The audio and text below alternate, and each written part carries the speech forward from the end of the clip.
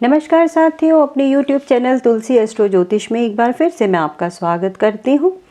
साथियों, मैंने आपको एक बार गोचर के बारे में बताया था कि गोचर के द्वारा ही हम देखते हैं कि हमें हमारा दिन कैसा जाएगा, हमारा महीना कैसा जाएगा और हमारा वर्ष कैसा जाएगा।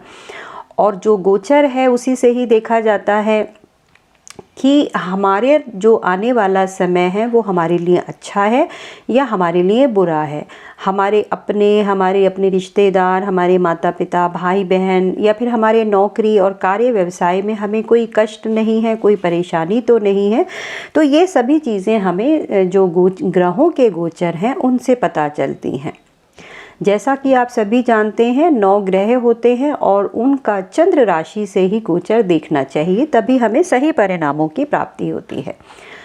चंद्र राशि, जहाँ जन्म कुंडली में जहाँ कहीं भी आपके चंद्रमा स्थित होते हैं, उस राशि को आप अपनी चंद्र कुंडली मान सकते हैं। और वहाँ से जब विभिन्न ग्रहों का गोचर होता है तब उनसे शुभ या अशुभ फलों को देखा जाता है। तो आज हम 3 ग्रहों के बारे में बात करेंगे, सूर्य, चंद्रमा और मंगल। इन ग्रहों के बारे में बात करेंगे कि जब चंद्र राशि से आपकी जन्म कुंडली में आपकी चंद्र राशि से जब इन ग्रहों का गोचर होता है तो आपको कैसे परिणाम मिलते हैं। परंतु आज हम इनके शुभ गोचर की बात नहीं करेंगे। हम आज बात करेंगे जब जन्म कुंडली में ये जो भाव हैं ये किसी ऐसे भाव से गुजर रहे हैं जहाँ पे इनका शुभ गोचर नहीं होता है, तब उन भावों में क्या क्या कष्ट संभव हैं। तो सबसे पहले हम सूर्य की बात करते हैं। सूर्य आपकी जन्म कुंडली में आपकी चंद्र राशि से 3रे भाव, 6ठे भाव, 10म भाव और 11वें भाव, जब भी इन भावों से गोचर करते हैं तो वह आपको अच्छा फल देते हैं। उस भाव से संबंधित आपके मिलने वाले फलों में वृद्धि होती है।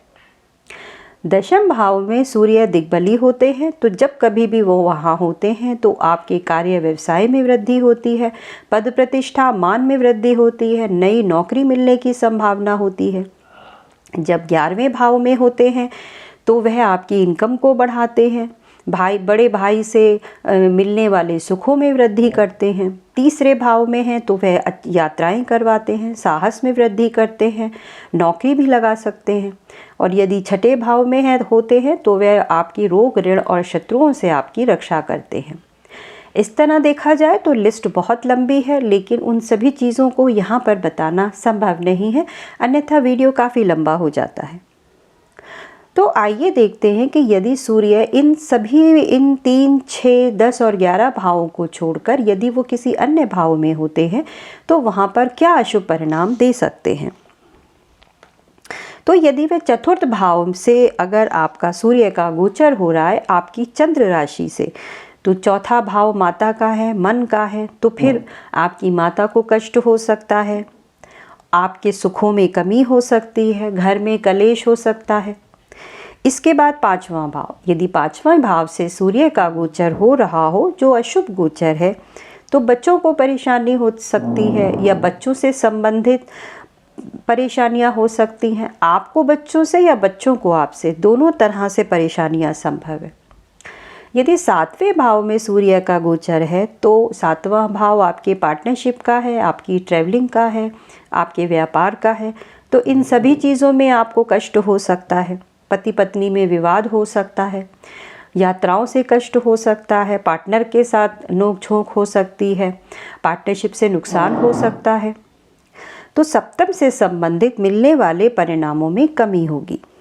8वां भाव, यदि 8वां भाव से सूर्य का गोचर हो रहा है, वैसे तो सूर्य और चंद्रमा को 8वें भाव में जाने का दोष नहीं लगता, परंतु यदि वे अष्टमेश हों तब, यदि वे अष्टमेश नहीं हो और सिर्फ वहाँ गोचर हो रहा हो तो वहाँ से मिलने वाले परिणामों में कमी होगी।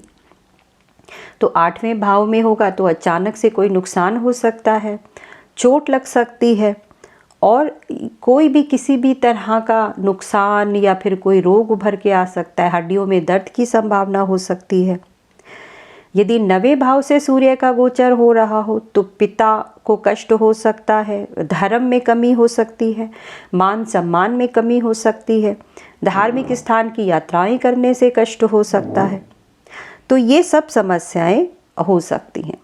परंतु यदि दशम भाव में सूर्य का गोचर है तो यह बहुत अच्छा है। आपकी नौकरी के लिए, आपके कार्य व्यवसाय के लिए, आपके मान सम्मान के लिए दशम भाव से सूर्य का गोचर बहुत अच्छा है। एकादश भाव में सूर्य चले जाएं तो लाभ में वृद्धि ज़रूर होगी। अब चंद्रमा का गोचर देखते हैं। चंद्रमा का गोचर पहले भाव से, तीसरे भाव से, छठे भाव से, सातवें भाव से, दशम भाव से और 11वें भाव से शुभ माना जाता है। तकरीबन हर ग्रह का 11वें भाव से गोचर शुभ ही माना जाता है। तो यदि आपकी चंद्र राशि से चंद्रमा का गोचर इन स्थानों पर हो रहा है तो बहुत अच्छी बात है, आपको शुभ फलों की प्राप्ति होगी। परंतु यदि अन्य भाव पर हो रहा हो, आइए देखते हैं कैसे। यदि दूसरे भाव से चंद्रमा का गोचर हो रहा हो तो धन, वाणी और कुटुंब से संबंधित चीज़ों में हानि की संभावना हो सकती है। तीसरा भाव शुभ है तो आपके जय पराक्रम में वृद्धि होगी और तीसरे से संबंधित अच्छे फलों की प्राप्ति हो सकती है।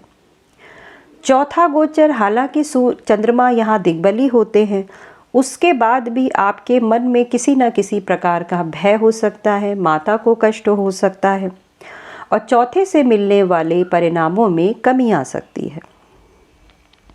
पांचवा गोचर भी चंद्रमा का शुभ नहीं है। विवेक काम नहीं करता, शोक हो जाता है, चिंता होती है, तो ये अच्छा नहीं है। यदि हम छठा गोचर देखें तो बहुत अच्छा है चंद्रमा का। छठा गोचर भी चंद्रमा का अच्छा माना जाता है, जबकि छठा भाव अच्छा नहीं है। यदि बीमार हैं तो ठीक हो सकते हैं, स्वास्थ्य लाभ हो सकते हैं, ये अच्छा गोचर है। सप्तम भाव में चंद्रमा है तो भोग विलास में वृद्धि होगी, जीवन साथी से सुख होगा, लंबी यात्राओं का सुख मिलेगा। अष्टम भाव में यदि चंद्रमा का गोचर हो रहा है तो अच्छा नहीं है, अनिष्ट फलों की प्राप्ति होगी। दसवां गोचर है चंद्रमा का तो अच्छा है, सफलता मिलेगी। 11वां गोचर है चंद्रमा का तो सफलता, शुभ लाभ और पद की प्राप्ति होगी। 12वां गोचर है चंद्रमा का तो व्यय होगा। तो चंद्रमा के लिए 1, 7 और 10, पहला, 7वां और 10वां भाव शुभ माना गया है। 4 और 8 और 12 भाव को चंद्रमा को मुहूर्त के लिए देखा जाता है। आइए मंगल की बात करते हैं। मंगल भी एक अशुभ ग्रह है, तो मंगल का गोचर भी जब 3, 6 और 11वें भाव से हो रहा हो तो वह शुभ होता है। इन भावों से संबंधित आपको अच्छे फलों की प्राप्ति होगी। यदि मंगल इसके अलावा यदि मंगल अन्य भावों में है तो कैसे फल मिलेंगे, आइए देखते हैं। तो मंगल यदि लगन में है तो स्वास्थ्य में हानि हो सकती है, चोट चपेट लगने का खतरा हो सकता है। यदि चौथे भाव में है तो माता को कष्ट, सुख में कमी, रक्त से संबंधित परेशानियां हो सकती हैं, गाड़ी, घर से कष्ट हो सकता है। यदि पंचम भाव में है तो अब विवेक काम नहीं करेगा, बच्चों से संबंधित परेशानियां हो सकती हैं और कोई मीटिंग यदि करने जा रहे हैं तो वो असफल हो सकती है। विवेक काम नहीं करता, बुद्धि आपका साथ नहीं देती। मंगल का छठा गोचर शुभ माना जाता है। यहाँ आपके स्वास्थ्य में लाभ होगा। यदि आप किसी तरह के किसी कष्ट या बीमारी का सामना कर रहे हैं, रोग, ऋण और शत्रु पर भी विजय मिलेगी। 7वां गोचर मंगल का अच्छा नहीं है। पत्नी के संग वाद विवाद, झगड़ा हो सकता है और लंबी यात्राओं से लाभ भी नहीं मिलेगा। अष्टम गोचर भी मंगल का अशुभ है, धन हानि हो सकती है। ये ग्रह जहाँ भी गोचर करते हैं वहाँ पर अपनी दृष्टि से भी हानि कर सकते हैं। दशम भाव में मंगल जो है दिग्बली है, तो यहाँ बैठकर वो अच्छे ही परिणाम देते हैं। 11वां गोचर शुभ है, सब कुछ अच्छा। मैंने आपको पहले भी बताया था कि 11वें भाव से सभी ग्रह अच्छा परिणाम ही देते हैं। द्वादश भाव बिल्कुल अच्छा नहीं है, सब चीज़ें गलत हैं। कोर्ट केस हो सकते हैं, हॉस्पिटल से संबंधित हॉस्पिटल जाना पड़ सकता है, किसी वजह से खर्चे हो सकते हैं, किसी लीगल मैटर में फंस सकते हैं। तो इस तरह के विवाद में पड़ने से बचें। तो साथियों, ये था सूर्य, मंगल और चंद्रमा, इन 3 ग्रहों का गोचर जो कि आपकी चंद्र राशि से देखा जाता है और इसी तरह उसके परिणामों को देखा जाता है। अगली वीडियो में हम बात करेंगे कि बाकी के ग्रहों का गोचर का क्या परिणाम होता है। अगर आपको मेरी ये वीडियो अच्छी लगी हो तो प्लीज़ इस वीडियो को लाइक कीजिए, शेयर कीजिए और सब्सक्राइब कीजिए। ज्योतिष संबंधित कोई भी जानकारी चाहिए तो आप नीचे दिए हुए नंबर पर कॉल कर सकते हैं और व्हाट्सएप भी कर सकते हैं। इसी के साथ अपनी वीडियो यहीं पर बंद करती हूँ। आपका दिन शुभ रहे। नमस्कार।